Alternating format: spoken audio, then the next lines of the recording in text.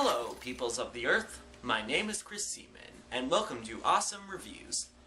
Now, suppose you're at the movies viewing the latest action movie. There's a 35% chance that Jason Statham's in it.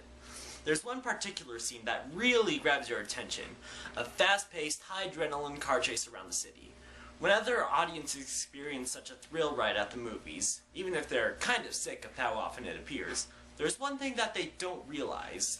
Several car chases taught in the modern era of film owe very much to a man named William Friedkin, especially in his 1971 hit movie, The French Connection, starring Gene Hackman, Bernardo Rey, and Roy Schneider.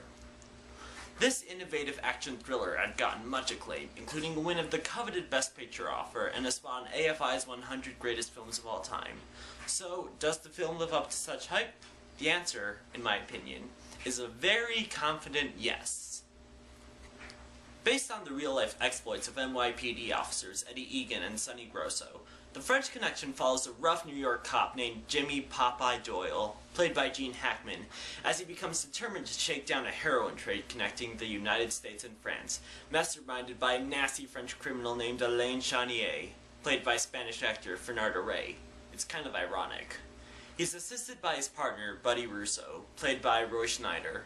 Among Popeye's strategies in trying to take down this criminal practice are stealthy stakeouts, no-nonsense shakedowns of local bars, and, of course, vehicular pursuits.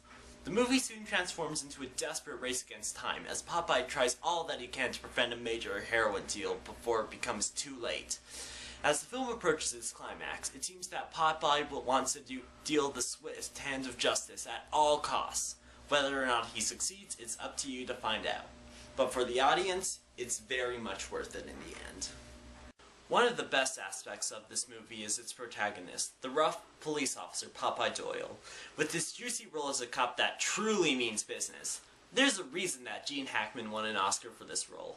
Vigilant and determined, he'll do whatever it takes to bring down this band of criminals, and Hackman delivers the role with the right level of no-nonsense feeling, determination, and skill. One of his best scenes involves him following Charnier down to a subway station, only to lose him on the train.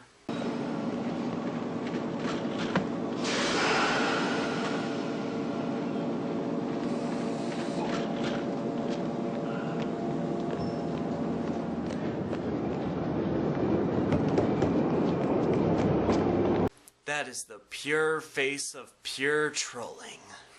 Bitch!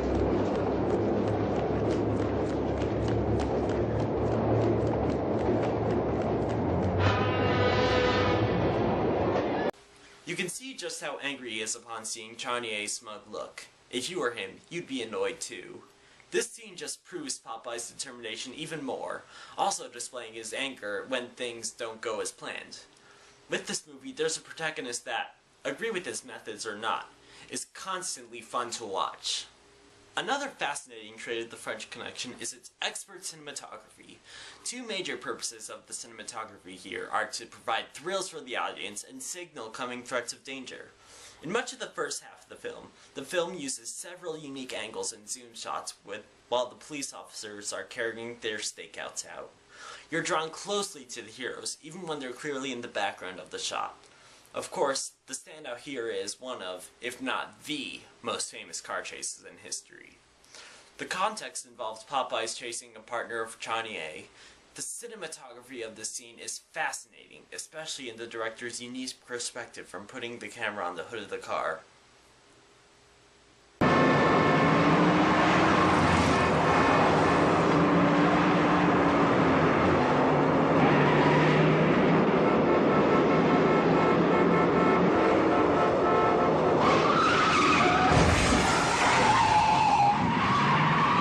Friedkin's choice of making us part of the action rather than just observing it is ever so rewarding, and it's just one of the reasons why this scene stands out. Better yet, it's exciting cinematography such as this that allows the audience to truly get sucked into this movie, putting us in the heart of the action.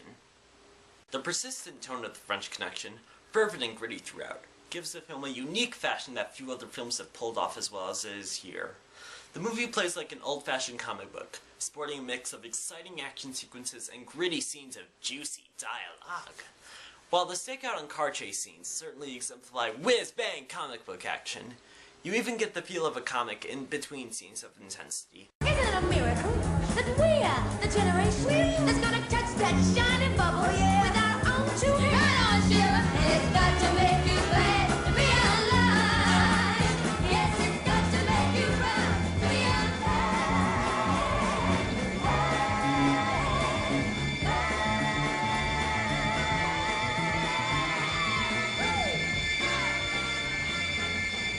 How many times have I been downhearted, looked up and saw him smiling like a shining dime? Yeah.